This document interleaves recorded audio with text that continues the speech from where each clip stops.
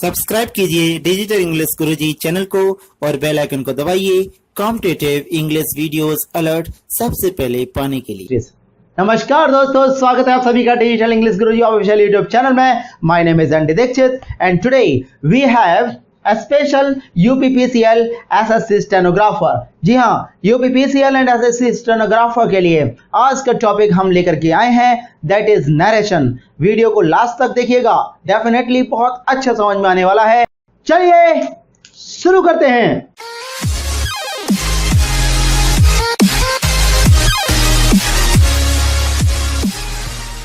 Hello everyone. So today for UPPCL and SSC stenographer we are talking about narration. What is narration? To narrate something, that is narration, यानी कि किसी भी चीज के बारे में वर्णन करना या किसी भी चीज के बारे में व्याख्या करना। तो चलिए देखते हैं नरेशन।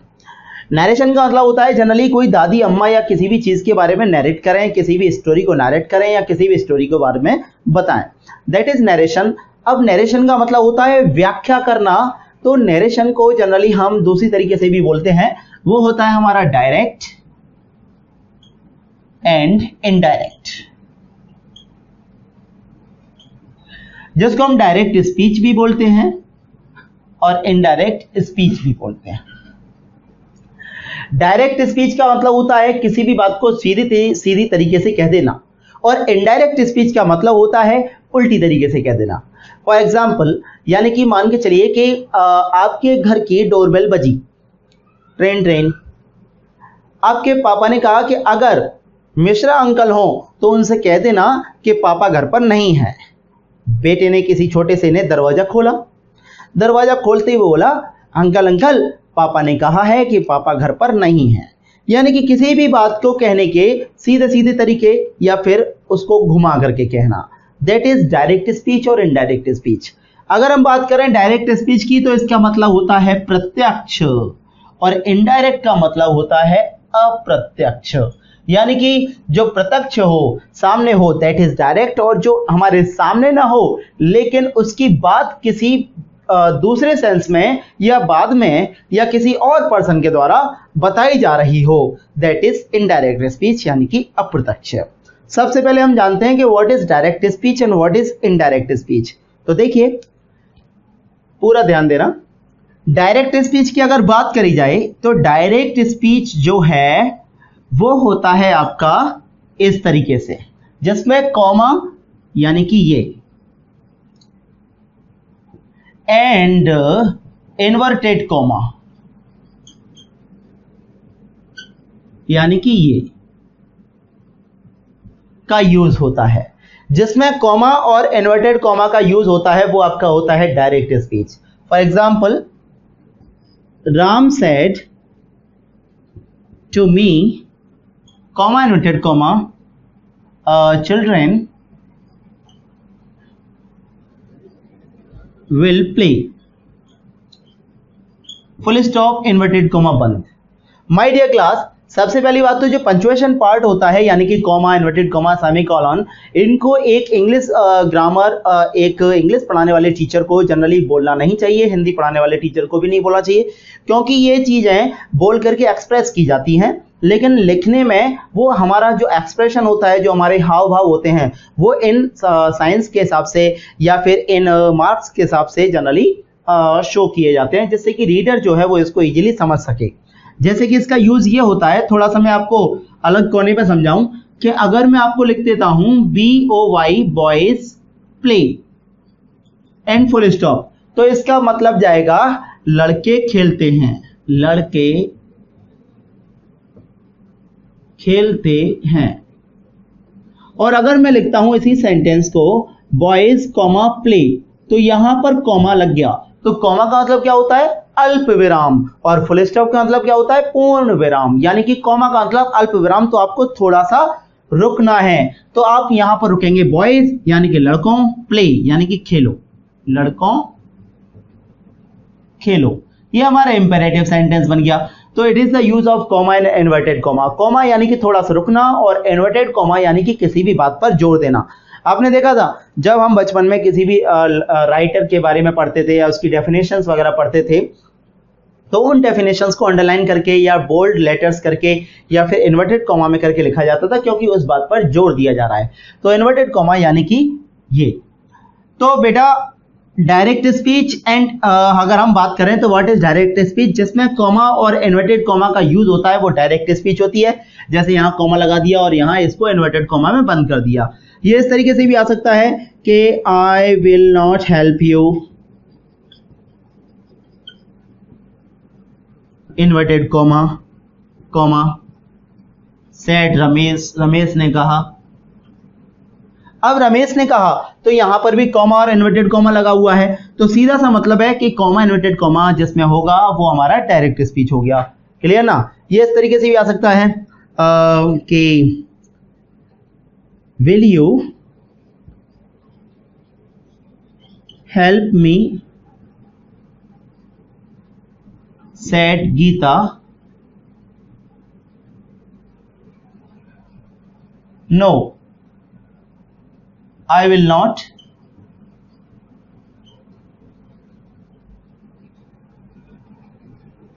said सीता। तो जिसमें कॉमा और इन्वर्टेड कॉमा का यूज किया जाएगा, जहां पर कॉमा और इन्वर्टेड कॉमा का यूज किया जाए वो आपका डायरेक्ट स्पीच हुआ। क्लियर।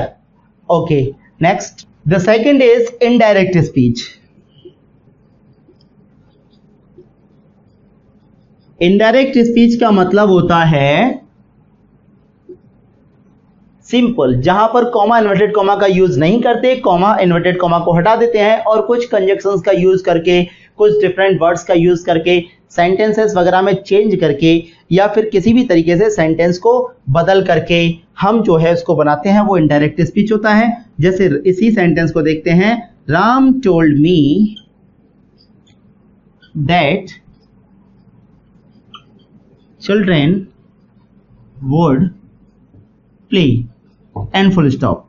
तो जिसमें कॉमा इन्वर्टेड कॉमा को हटा दिया गया और कोई भी एक कंजक्शन लगा दिया गया, वो हमारा होता है इनडायरेक्ट स्पीच। तो देखिए यहाँ पर कॉमा इन्वर्टेड कॉमा की जगह पर क्या लग गया, दैट, और विल का हो गया आपका वुड एंड फुल स्टॉप। तो सिंपल यानी कि डायरेक्ट स्पीच और इनडायरेक्ट स्पीच। डायरेक्ट स्पीच जिसमें कॉमा और इन्वर्टेड कॉमा का यूज होता है, और इनडायरेक्ट स्पीच जिसमें कॉमा इन्वर्टेड कॉमा को हटा करके कुछ डिफरेंट चेंजेस करते हैं।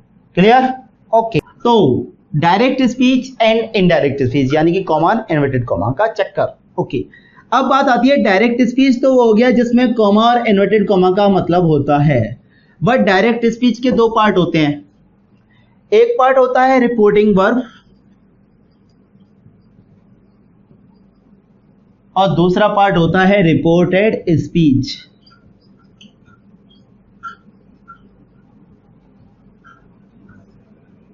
The first part is reporting verb and the second part is reported speech. बात समझ में आ गई। रिपोर्टिंग वर्ब और रिपोर्टेड स्पीच, इसको और समझ लो। देखो ये डायरेक्ट स्पीच का पार्ट है और डायरेक्ट स्पीच क्या होती है बताओ। डायरेक्ट स्पीच की क्या पहचान है? यस, जिसमें कॉमा और इन्वर्टेड कॉमा का यूज हो। बिल्कुल ध्यान दे रहे हो तुम, अगर तू सो गया। हाँ भाई, अब डायरेक्ट स्पीच जैसे आया, he said to me, comma inverted comma, कुछ भी कर लीजिए, जैसे I will go to school.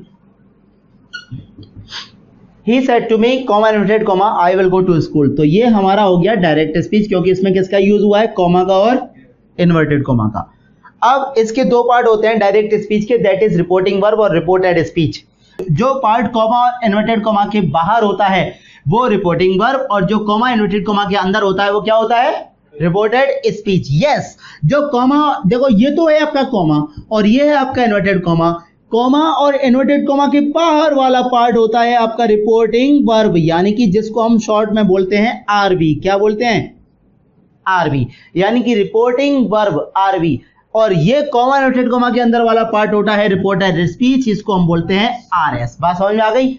RS का मतलब रॉयल स्टैक नहीं, आरएस का मतलब होता है आपका रिपोर्टेड स्पीच। बात समझ में आई कि नहीं आई? ओके, और आरवी का मतलब क्या होता है, हाँ तुम समझ लो, राम गोपाल वर्मा, वो आरजीवी है, ये आरवी है। समझे पार्थ? बात तुम बताओ, समझ में आ गया? अब क्वेश्चन ये उठता है कि सर इसको रिपोर्टिंग वर्ब क्यों कहा गया और इसको रिपोर्टेड स्पीच क्यों कहा गया? सिंपल सी बात है यार, रिपोर्ट का मतलब क्या होता है? रिपोर्ट करना, कहीं को सूचित करना, कहीं पर पहुंचना, किसी के बारे में बताना। तो जहां पर रिपोर्ट करने का सेंस आता है, यानी कि ये वर्ब जो है वो सूचना देगी नेक्स्ट सेंटेंस के बारे में कि ये सेंटेंस किस वे में होना चाहिए, प्रेजेंट में होना चाहिए, पास्ट में होना चाहिए, या फ्यूचर में होना चाहिए, या फिर इन तीनों में से किसी एक में होना चाहिए। तो ये वर्ब जो है सूचना देगी, तो इसके लिए इसका नाम रखा गया रिपोर्टिंग वर्ब, यानी कि सूचना देने वाली क्रिया। इसलिए कॉमा और इन्वर्टेड कॉमा के बाहर वाला पार्ट होता है रिपोर्टिंग वर्ब, और कॉमा इन्वर्टेड कॉमा के अंदर वाला पार्ट होता है रिपोर्टेड स्पीच। रिपोर्टेड का मतलब प्राप्त हुई, यानी कि ये स्टेटमेंट, ये सूचना हमें इस वर्ब से प्राप्त हुई है, इस क्रिया से मिली है, तो दिस इज रिपोर्टेड स्पीच, यानी कि आरएस। तो इसलिए इसको बोला जाता है कॉमा इन्वर्टेड कॉमा के बाहर वाला पार्ट आरएस, यानी कि रिपोर्टेड स्पीच, और कॉमा इन्वर्टेड कॉमा के, टोकते क्यों नहीं हो तुम?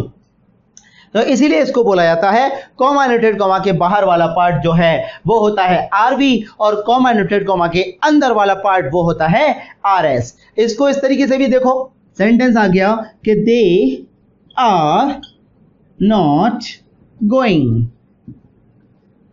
इन्वर्टेड कॉमा बंद, सेड गीता या सेड रमेश।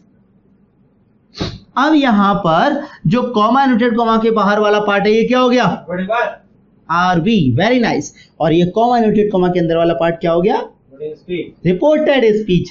ये मतलब हर क्लास में कोई ना कोई रिपोर्टिंग स्पीच जरूर बोलता है। अबे यार, जब तुम्हें 50 बार बता दिया रिपोर्टेड स्पीच, रिपोर्टेड स्पीच, तो रिपोर्टिंग स्पीच क्यों बोल रहा है तू?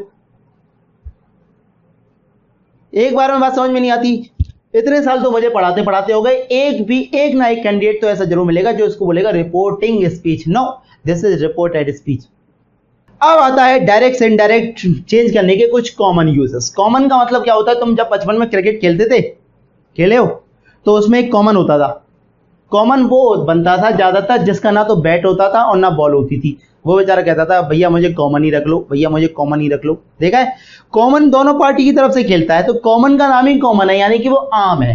This is not mango, this is common. तो अगर हम बात करते हैं कॉमन यूजेस की, डायरेक्ट और इनडायरेक्ट की, तो कुछ कॉमन यूजेस यानी कि to change direct into indirect, यानी कि डायरेक्ट से इनडायरेक्ट बनाने के कुछ कॉमन यूजेस, जिस तरीके से देखना है और समझना है आप लोगों को।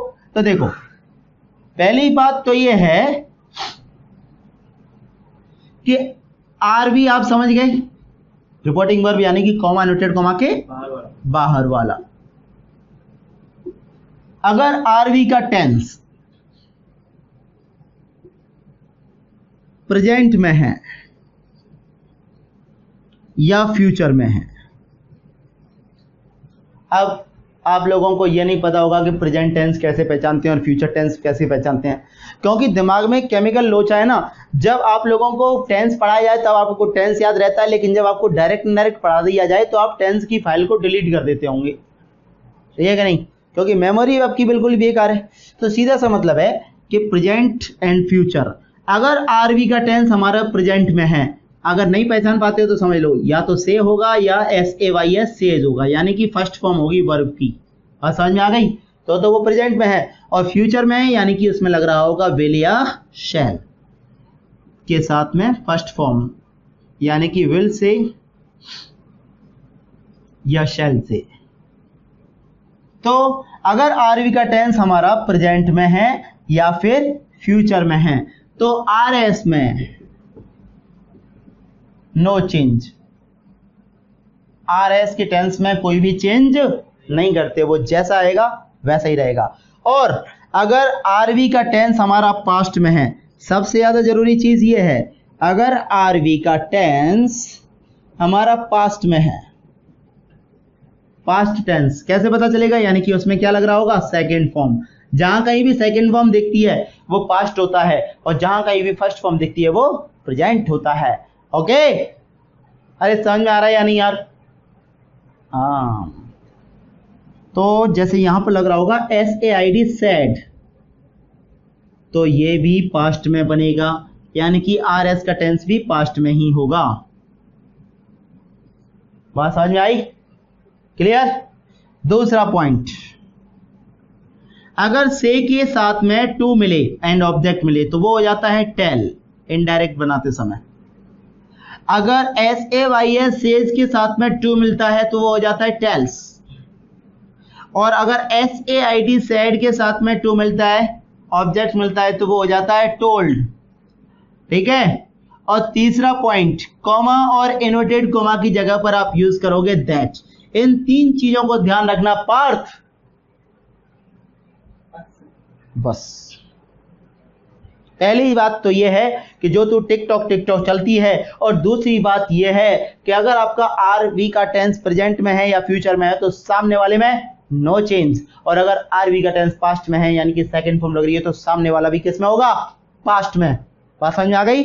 और अगर से के साथ टू लग रही है तो टेल, सेज के साथ टू लग रही है तो टेल्स, और सेड के साथ टू लग रही है तो टोल्ड, और कॉमा इनवर्टेड कॉमा की जगह पर लगा देते हैं दैट। पार्थ आपका काम हो जाएगा। क्लियर्स? ओके, चलो तो चलिए देखते हैं कुछ एग्जांपल्स को। तो देखिए, चेंज करते हैं बहुत ही प्यार से, दुलार से, डायरेक्ट और इनडायरेक्ट। मैंने आपको क्या क्या बताया? अगर आर वी का टेंस यानी कि पहले वाले पार्ट का टेंस प्रेजेंट में है या फ्यूचर में है तो सामने वाले में नो चेंज। अगर आर वी का टेंस पास्ट में है तो सामने वाला भी पास्ट में बनेगा। और भारत माता की कसम, अगर आर वी का टेंस प्रेजेंट या फ्यूचर में है तो सामने वाले में कोई चेंज नहीं होगा। और अगर आर वी का टेंस में से के साथ में टू लगा हुआ है तो tell, says S A Y S के साथ में टू लगा हुआ है तो टेल्स, और S A I D said के साथ में टू लगा हुआ है तो टोल्ड। ओके, और कॉमा इनवर्टेड कॉमा की जगह पर दैट। सेंटेंस आया, he says comma inverted comma Mohan is playing. ध्यान से समझना, एक एक चीज देखने की होती है और शॉर्ट ट्रिक वगैरह कुछ नहीं होता। बात समझ में आ गई? बेवकूफ बना रखी है दुनिया लोगों ने, short trick short trick short trick. 3 महीने में अंग्रेजी सिखाएं, केवल एक रूल और पूरी ग्रामर कवर, केवल एक रूल और पूरी ग्रामर कवर। यार वो रूल मुझे भी बता दो प्लीज। केवल एक रूल और पूरी ग्रामर कवर। सीधा सा कॉन्सेप्ट है यार। पढ़ना तुमको पड़ेगा, काम तुमको करना है, जो कुछ भी करना है वो तुमको करना है। मेरे पास में जनरली जितने भी स्टूडेंट्स पढ़ने के लिए आते हैं उन सबको मैं एक चीज कह देता हूं, अगर नौकरी लगने के बाद में, अगर जो है एसएससी या बैंकर बनने के बाद में, एसएससी ऑफिसर बनने के बाद में तनख्वाह जो मिलेगी, जो भी सैलरी मिलेगी, जो भी छुट्टियां मिलेंगी, जो भी मकान मिलेगा, जो भी शादी होगी, वो सब एंजॉय आप करोगे। तो फिर उसको पाने के लिए भी मेहनत आप करोगे। केवल 1 महीने में, केवल एक रूल में पूरी अंग्रेजी सीखें, या फिर अंग्रेजी सीखें बहुत शॉर्ट तरीके से, बहुत ही सिंपल तरीके से। यार पूरी की पूरी लैंग्वेज है। हम जब तक जन्म लेते हैं तब से लेकर के जब तक हमारी मृत्यु होती है तब तक हम अपनी मदर टंग, मातृभाषा हिंदी तो सीख नहीं पाते, दूसरी भाषा अंग्रेजी सीख जाएंगे, वो भी बहुत ही शॉर्ट तरीके से। सब बेवकूफ बनाने वाली बात होती है। कभी भी इनके चक्करों में मत आया करो। ये टोटली की टोटल बेवकूफ बनाते हैं आप लोगों को कि हाँ ज्वाइन द लीडर्स ऑफ ये और ऑफ ये। कुछ भी नहीं है, केवल और केवल आप लोगों को मेहनत करना है। और देयर इज नो रूल, कोई भी रूल नहीं होता। जनरली अंग्रेजी वगैरह में कोई भी रूल नहीं होता, किसी भी लैंग्वेज में कोई रूल नहीं होता। लैंग्वेज जो है वो टोटली बेस होता है हमारे सेंस पर, हमारी अंडरस्टैंडिंग पर। बात समझ में आ गई? किस पर बेस होता है? समझ पर। समझ पर जैसी समझ होगी वैसा ही काम होगा, और जहां पर समझ फेल हुई और वहां पर चीजें भी फेल हो गई। सीधा सा मतलब होता है, समझ पे डिपेंड करता है, राइटिंग पर डिपेंड करता है। अब सीधा सा मतलब देखो, अगर मैं छोटा सा समझ के बारे में आपको बात बताऊं तो अगर ये एक, अगर आप कहीं टाइपिंग कर रहे हो, ठीक है, तो केवल और केवल समझ के आधार पर सेंस चेंज हो जाते हैं किसी चीजों के, उसके यूज के आधार पर सेंस चेंज हो जाते हैं किसी भी चीजों के। तो हाउ टू यूज, अगर आप कहीं टाइपिंग कर रहे हो और अगर आपको लिखना है, कोई आपसे बोल रहे हैं कि पुराने जमाने में औरतों को बंद रखा जाता था, ठीक है। अब कहीं आप टाइपिंग मिस्टेक कर देते हैं, लैंग्वेज, छोटी छोटी चीजों से लैंग्वेज चेंज हो जाती है, भाषा पूरी की पूरी बदल जाती है। अगर आप इसको टाइपिंग करते हो तो आप इसको ऐसे करके लिखो, पुराने जमाने में, और यहां से स्टार्ट करो औरतों को, और आप स्पेस मारना भूल जाएं और आप कहते हैं बंदर खा जाता था।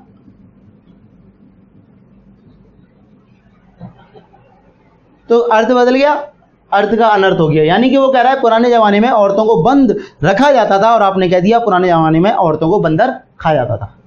सीधा सा कॉन्सेप्ट है। तो टोटल सेंस पर आधारित है। आप इसको फील करो, आप इसको एहसास में लेकर के आओ। जब भी अंग्रेजी पढ़ो ऐसा लगे कि ठंडी ठंडी हवा चल रही है, झरना बह रहा है। ठीक है, बात समझ में आ रही है? बाजे बज रहे हैं, कोई मूवी देख रहे हो। इंग्लिश तो यार एक प्यार करने वाला टॉपिक है। एक लैंग्वेज तो कोई भी पढ़ो, not only English but also Sanskrit, Hindi, Russian, Japanese, आपका कोई भी लैंग्वेज पढ़िए, लैंग्वेज तो बहुत फील करने वाली होती है। अरे वाह, यहाँ पर इसको सेब बोला जाता है, वहां पर एप्पल बोला जाता है, वहां पर कुछ और बोला जाता है, वहां पर कुछ और बोला जाता है। This is based on totally understanding, it is based on totally sense. ये सेंस पर आधारित है, ये भाव पर आधारित है। बात समझ में आ गई? देखो, सेंस की अगर बात कही जाए तो सीधा सा कॉन्सेप्ट है। कोई भी व्यक्ति किसी भी चीज को किस दृष्टि से देखता है और कोई भी व्यक्ति किसी भी चीज को किसी दृष्टि से देखेगा। ओके, तो यहां पर अगर हम बात करें तो इसको चेंज करके देखते हैं। ही सेज, ये हमारा क्या हो गया और ये हमारा क्या हो गया? कैसे पहचानो? कॉमा इन्वर्टेड कॉमा से। ठीक है, मतलब कुल मिला के बात यह है कि आप लोग, मैं इस बात की गारंटी लेता हूं कि केवल और केवल अगर आपसे पूछा जाए रिपोर्टिंग वर्ब और रिपोर्टेड स्पीच क्या है, तो आप केवल कॉमा को देखोगे और इन्वर्टेड कॉमा को देखोगे, लेकिन आप फिर भी चीज को नहीं समझे। अरे यार, ये आदमी बता रहा है, ये वाला पार्ट बता रहा है, ये वर्ब बता रही है कि ये वाली बात ऐसे हुई है, तो ये रिपोर्टिंग वर्ब है यानी सूचना देने वाली, और ये सूचना हमको मिली है। This is information that we have gotten, that we have got, so this is the information. Okay, तो अगर हम बात करते हैं तो यूज करेंगे मोहन इज प्लेइंग, तो ये हो गया रिपोर्टेड स्पीच और ये हो गया रिपोर्टिंग वर्ब। अब हमारा रिपोर्टिंग वर्ब का टेंस प्रेजेंट में, पास्ट में या फ्यूचर में है? प्रेजेंट। कैसे पहचाना? सेज, यानी कि फर्स्ट फॉर्म लग रही है, तो ये हमारा किस में है? प्रेजेंट में। तो जब ये प्रेजेंट में होगा तो ऐसा कैसा रहेगा? ही सेज दैट, दैट लगा दो कॉमा इन्वर्टेड कॉमा किए हुए पर, और सामने में कोई चीज नहीं होगा, ये हो जाएगा मोहन इज प्लेइंग। अब कोई दिक्कत आई इसमें? बताओ, एक और देख लो। He says to me, comma inverted comma, Mohan is playing.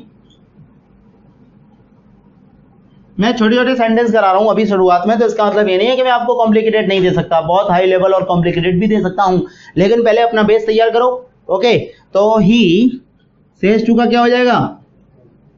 Says to का क्या हो जाएगा?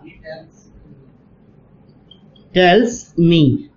ओके, कॉमा इन्वर्टेड कॉमा के ऊपर दैट, और सामने वाला ऐसे रहेगा मोहन इज प्लेइंग। बात समझ में आ गई? सर ये बताइए, ये पहले में आपने सेज, ही सेज की जगह ही सेज ही छोड़ दिया, दूसरे में क्या है? क्यों? क्योंकि यहाँ पर प्रेपोजिशन आई है और इस प्रेपोजिशन को जनरली हमने चेंज कर दिया है टेल्स में, यानी कि डायरेक्ट वो इसको बताता है, तो से टू को हम जनरली टेल्स में चेंज कर दिया है। क्लियर? और अगर प्रेपोजिशन नहीं होगी तो से का से रहेगा, सेज का सेज रहेगा। प्रेपोजिशन के साथ में अगर ऑब्जेक्ट भी आता है तो भी, यानी कि उसने ऑब्जेक्ट को बताया, उसने उस पर्सन को बताया। ओके, तो ये हो गया he tells me that Mohan is playing. अगर प्रीपोजिशन के साथ ऑब्जेक्ट नहीं होता तो नहीं करते? नहीं करते, तो सेज का सेज ही रहता। क्लियर? अगर, हाँ भाई आप लोग भी अच्छे समझ लेना, अगर हमारा सेंटेंस आ जाए ही said comma inverted comma Mohan is playing, full stop inverted comma बंद, तो ये हो जाएगा ही सेड। सेड हो गया। अब ये पास्ट में है प्रेजेंट में? कैसे पता चला? सेकंड फॉर्म से। कॉमा इन्वर्टेड कॉमा को किससे बदलेंगे? दैट से। मोहन को कैसे बदलेंगे? मोहन ही हो जाएगा, मोहन। अब ये भी हमें पास्ट में बनाना पड़ेगा, क्योंकि स्टेटमेंट का रूल है कि अगर शुरुआत से पास्ट में बात चली आ रही है तो आज तक पास्ट में रहनी चाहिए। तो एज का पास्ट क्या हो जाएगा? Was playing. बात समझ में आ गई? एक और समझ लो, अगर सेंटेंस होता है he said to me comma inverted comma Mohan has gone. Clear? तो ही सेड टू का क्या हो जाएगा? Told me that Mohan, has का पास्ट हैड, गॉन। ओके, तो यहां पर टोल्ड हुआ सेड टू की वजह से, और यहां पर हैज का क्या हो गया, हैड। क्लियर हुआ? अब सुनिए, तो मैंने आपको बताया कि अगर आरवी का टेंस हमारा प्रेजेंट में है तो आरएस का भी प्रेजेंट में होगा, अगर आरवी का पास्ट में है तो आरएस का भी किस में होगा? अरे बोल, यस, पास्ट में। अब हम कुछ और टेंसेस देख लेते हैं, यानी कि अगर आरवी का टेंस हमारा पास्ट में है तो आरएस का भी पास्ट में होगा। जैसे सेंटेंस आया, he said, comma inverted comma, children are playing. बना भाई विवेक बुद्धि। ही सेड, सेड का क्या रहेगा? कॉमा इनवर्टेड कॉमा के ऊपर दैट, चिल्ड्रेन आर का क्या हो जाएगा? Were playing. यानी कि आपको पास्ट में बदल देना है, आर का क्या हो गया? वर। ठीक है, एक और देखो, he said to me, comma inverted comma, he said to me Mukesh Saini do not work hard. तो ये हो गया हमारा आरवी, और ये हमारा क्या हो गया? आरएस। तो ये हो जाएगा ही सेड टू का told me, comma inverted comma के जगह पर दैट। मुकेश सैनी जैसे हैं वैसे ही रहेंगे, ये कभी चेंज होने वाले नहीं है, प्रयास करना जरूरी है। तो मुकेश सैनी, डू नॉट का क्या हो जाएगा? बोलो, डिड नॉट वर्क हार्ड। बात समझ में आ गई? तो हमें अगर आरवी का टेंस पास्ट में है तो आरएस का टेंस भी हमें किस में बनाना है? पास्ट में। अब मैं आपको एक टेबल पे लिख देता हूं, एक टेबल में लिख देता हूं कि किस तरीके से फर्स्ट फॉर्म को सेकंड फॉर्म में या वर्ब्स को कैसे चेंज करते हैं, यानी कि पास्ट को हम पास्ट में कैसे बदलेंगे, सेंटेंस को टेंस को किस तरीके से बदलेंगे। ओके, उसको आप साथ साथ नोट करते जाइएगा। क्लियर? ये हमारा होता है डायरेक्ट में, और ये आपका इनडायरेक्ट।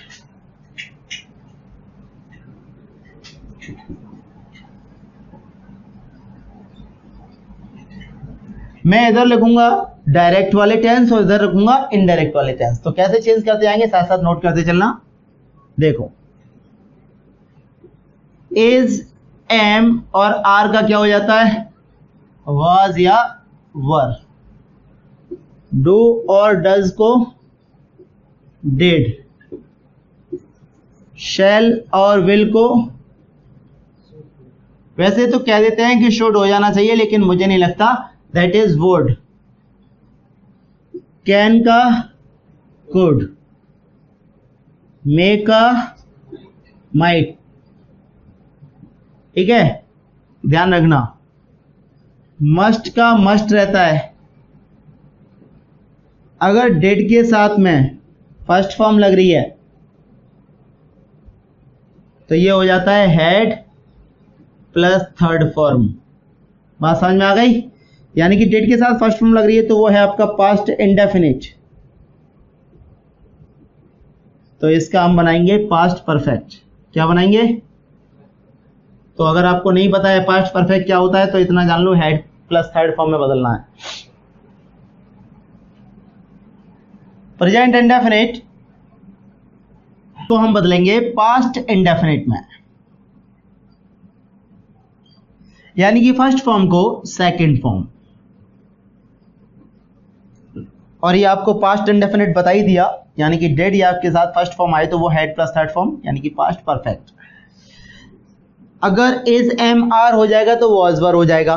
लेकिन अगर बात हो रही होगी कंटिन्यूअस की, जैसे वॉज या वर के साथ में अगर आपको मिलता है आईएनजी, यानी कि पास्ट कंटिन्यूअस,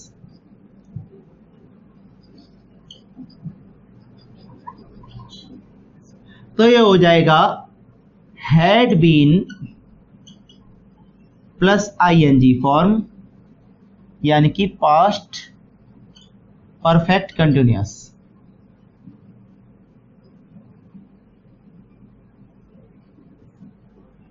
ओके, तो ये हो जाएगा पास्ट परफेक्ट कंटिन्यूअस, यानी कि पास्ट कंटिन्यूअस का पास्ट परफेक्ट कंटिन्यूअस। वॉज या वर के साथ आईएनजी लग रही होगी तो had been and ING. Okay, अगर होगा हमारा विल हैव या फिर शैल हैव जब आपको दो वर्ब्स मिले यानी कि विल हैव या शैल हैव, तो आप वहां पर इसको चेंज करोगे वुड हैव या फिर शुड हैव। एक्चुअली अगर दो वर्ब्स दे रखी हैं तो आपको पहली वाली वर्ब चेंज करनी है बस। क्लियर? हेलो, क्लियर हुआ?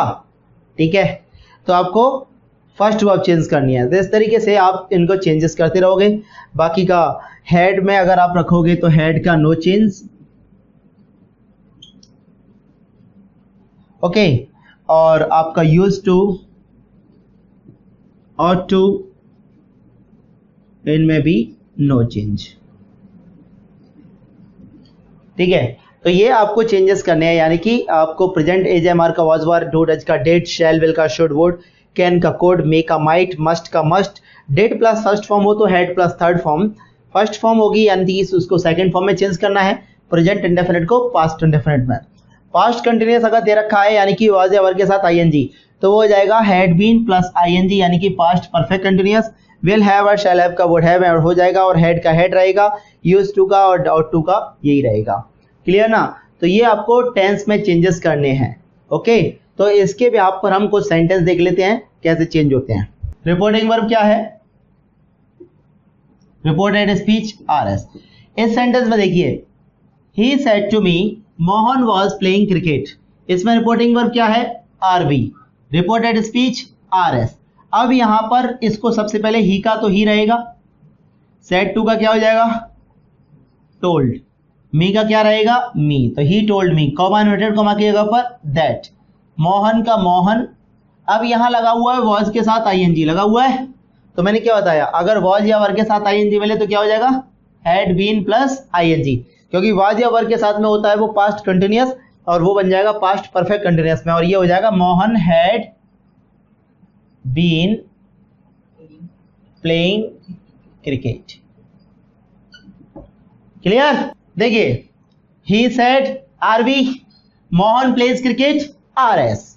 Now he said RB Mohan plays cricket RS, change it, he said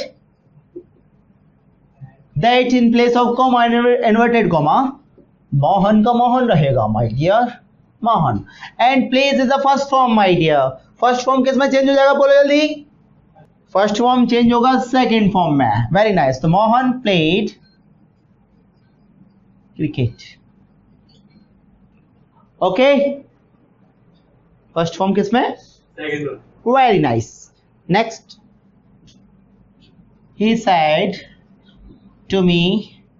इस सेंटेंस में देखिए RB RS, change it, he said to को मी दैट कपिल प्लेड, कौन सी फॉर्म है? Second form. सेकंड फॉर्म, हाँ ये रहा सेकंड फॉर्म। आप किस में चेंज करोगे? हेड में। Had plus third form, yes. तो that Kapil had played cricket. Clear? इस तरीके से आपको चेंज करने हैं कुछ टेंसेस वगैरह में। ओके, तो ये ध्यान रखना, और इस तरीके से आप इसको चेंज करोगे। ओके, ठीक है, इस तरीके से आपको चेंज करना है। अगर कहीं भी आपको लगा हो डू या डज के बाद में नॉट, तो डिड नॉट हो जाएगा, यानी कि डू या डज के बाद में नॉट दे रखा है तो यहाँ पर डिड नॉट हो जाएगा। अगर शैल और विल तो वुड हो जाएगा, कैन का कुड हो जाएगा, मे का माइट हो जाएगा, मस्ट का मस्ट हो जाएगा। आपका इस तरीके से आप इसके टेंसेस में चेंज करोगे। क्लियर? ओके ना? ओके, नाउ कुछ और चेंजेस को डिस्कस करते हैं। फिलहाल आपको एग्जाम्पल समझ में आ गया होगा।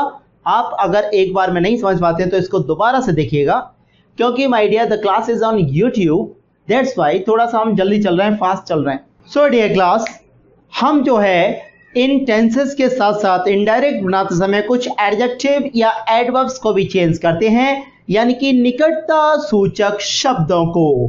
जैसे कि दिस का दैट हो जाता है, दिस का दोज हो जाता है, देयर का देयर, नाउ का देन, नाउ का देन, टुडे का दैट डे, टुनाइट का दैट नाइट, टुमारो को द नेक्स्ट डे या द फॉलोइंग डे, यस्टरडे को हम इनडायरेक्ट में चेंज करते हैं द प्रीवियस डे या द डे बिफोर, हेंस का हेंस हो जाता है, अगो का आपका बिफोर, जस्ट का THEN देन, और कम का गो, टुनाइट को दैट नाइट, लास्ट नाइट को the previous night, the next day को या नेक्स्ट वीक को, the following week, the following day. Okay, this का दैट, दिस का दोज, नाउ का देन। इनको आप एक बार लिख लीजिएगा, स्क्रीनशॉट ले लीजिएगा, समझ लीजिएगा, इन टेंसेस को भी समझ लीजिएगा, स्क्रीनशॉट ले लीजिएगा।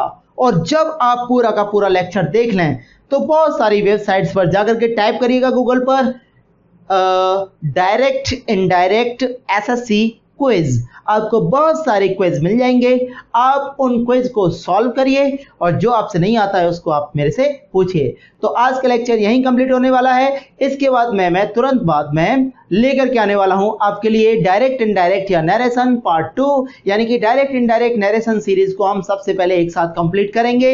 उसमें मैं आपको बताऊंगा how to change pronoun in a sentence, sentence में प्रोनाउन कैसे चेंज होते हैं। और फिर उसके बाद में मैं आपको बताऊंगा इंटरोगेटिव सेंटेंसेस में, या फिर आपका एक्सक्लेमेटरी सेंटेंस में, ऑप्टेटिव सेंटेंस में, डिफरेंट टाइप्स ऑफ सेंटेंस में हम डायरेक्ट से इनडायरेक्ट कैसे चेंज करते हैं। तो थैंक यू फॉर वाचिंग। आप हमें सपोर्ट करते रहिए, देखते रहिए, आपका प्यार हमेशा के लिए मिलता रहे।